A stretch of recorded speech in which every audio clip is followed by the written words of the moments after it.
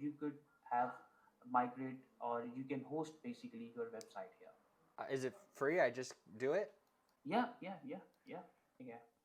If you can just open up your GoDaddy, that would be great. So you are going to verify your records as well.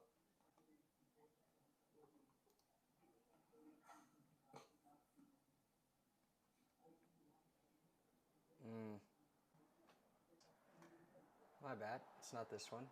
1 second. It's a different one. Yeah, that's fine. It is this one. All right.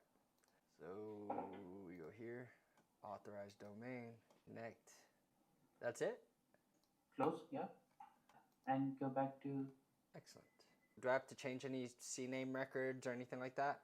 Yeah, you might need to. For the domain, you have to verify the CNAME and the A records.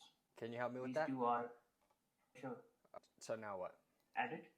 Yeah, add it. Oh, before you help me with that, what does XML sitemap mean? I guess this is used for custom coding or maybe JavaScript. Okay. All right, so we edit now?